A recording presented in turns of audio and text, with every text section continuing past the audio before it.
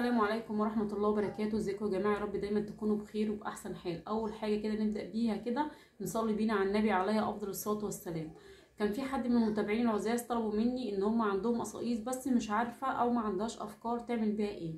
فبصي أنا هقولك طبعا حاجة تقدر تساعدك إن انت تقدري إيه تنفذي بيها حاجات، وبعد كده هتلاقي الأفكار تبدأ واحدة واحدة تيجي عندك.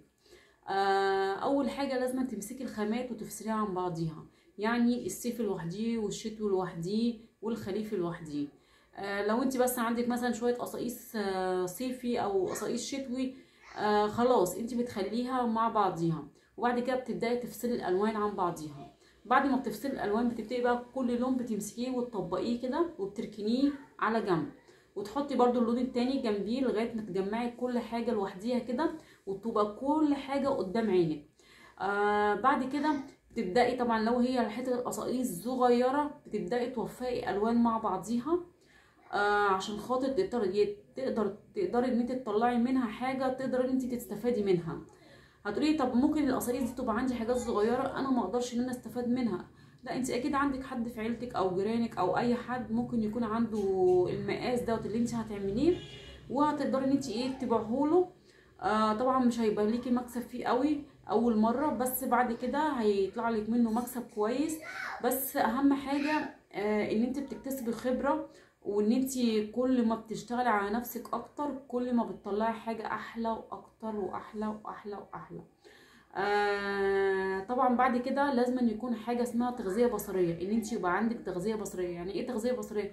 لازم أن تشتغلي على نفسك كتير، ان انت بتتفرجي على فيديوهات، كل ما بتتفرجي على حاجه مش تتفرجي كده وخلاص، لا لازم أن تركزي مع الفيديو وانت بتتفرجي عليه عشان خاطر تقدري تستفادي منه والمعلومه عندك تبدا تثبت هنا.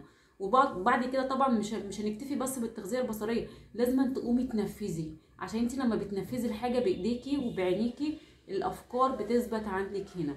وبعد ما بتبداي ان انت تغذي خلاص عندك خلاص التغذيه البصريه عندك، بعد كده بتلاقي نفسك وانت شغاله طب ما انا ممكن بدل ما اعملها كده لا انا هعملها الناحيه التانية يبقى شكلها احلى.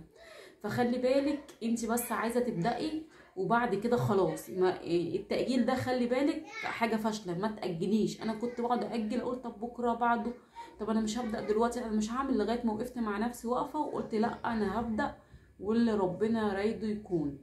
فخلي بالك والله هي سهلة جدا ان انت تعملي حاجات من القصاقيس، مش صعبة.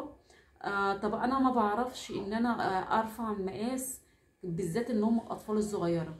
بصي يا حبيبتي انا بصي كنت زي كده برضو ما بعرفش ارفع حاجات مقاسات صغيره. ثواني. حاجات صغيره بتاعت عيالي بالذات ابني الصغير، بدات ان انا اجيب حاجات بتاعته دي صغيره اهو، وابدا احطها زي باترون كده على القصاقيس بعد ما بجمعها، واروح حطها قصادي واروح قص عليها الظهر والصدر واطلع الكمام. ده في الاول، انما بعد كده بدات خلاص ان انا اكتسب خبره، وبقى عندي خلاص ان انا ازاي بنظري اعرف احدد المسافه، وبقيت استخدم المازوره واقعد اقص بيها.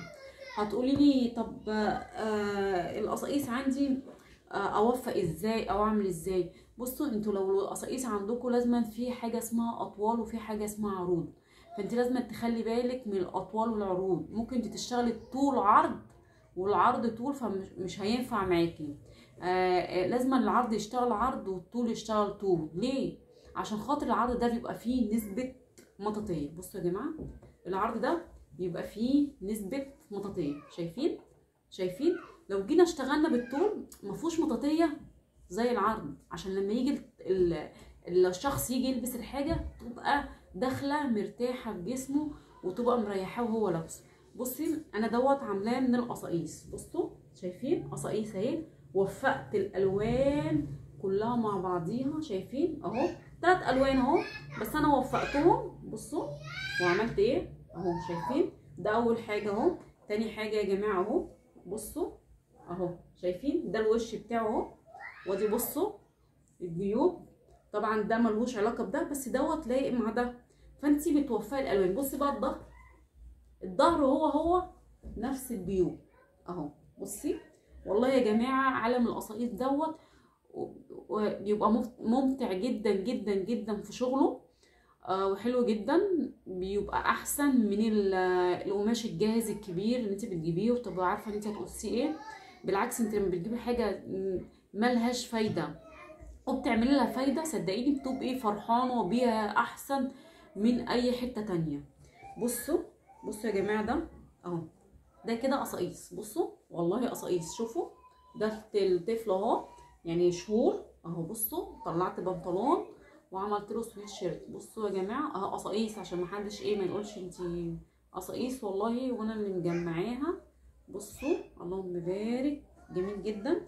بصوا ده بتاع ابني، عاملهوله الشتا اللي فات. بصوا وعامله له كمان جيوب شق اهو اهو. بصوا جميل جدا. عايزه اقول لكم والله العظيم حرفيا صاحب المصنع لما شاف الحاجات دي بتطلع من الحاجات الهدر اللي بيرميها في الزباله، عايزه اقول لكم والله العظيم يعني استغرب جدا وشاف الحاجه قال ايه ده، هي ديت من القصاقيس اللي بتطلع من الفرش. طبعا الحاجات دي بصوا اطوال يا جماعه، شايفين عرضها قد ايه، مش كبيره قوي. واحنا كنا شغالين شبابي، فكان طبعا ما كانش فيه في دماغه ان هو يعمل لها اعاده تدوير ولا اي حاجه. بس عشان خاطر انا كنت بشتغل، بحب اشتغل في الحاجات ديت اللي هي اعاده تدوير عندي في البيت. فانا لما كنت شغاله بقيت اشوف المقص دار بيقص حاجات وبيطلعها وبيهدرها. فالصراحه انا كان بيصعب عليا جدا الحاجات اللي بتترمي. فانا طبعا كنت بستأذنه وبقول له الحاجات دي انت لو مش عايزها احنا هناخدها واحنا نعمل نبدأ نعمل بيها حاجات لعيالنا في البيت. فهو الصراحة مشكور جدا. استأذن طبعا صاحب القماش، لان هو كان مصنع تصنيع للغير، يعني حد بيجيب القماش وهو بيصنع له. استأذن صاحب القماش طبعا وخد الحاجات دي وباعها لنا. بس مش باعها لنا طبعا بنفس الاسعار اللي هو بيبيعها لحد بره، لا باعها لنا باسعار حلوه جدا، واحنا الحمد لله قدرنا ان احنا نستفاد منها.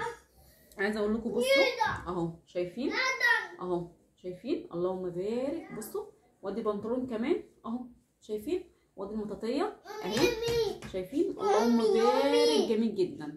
ماشي يا جماعه ثواني، ماشي يا جماعه مشكله عائليه بس الحمد لله فضيتها. بصوا بصوا راجع تاني، لا الحمد لله مشي. بصوا يا جماعه اهو، شايفين اهو، شايفين اللهم بارك.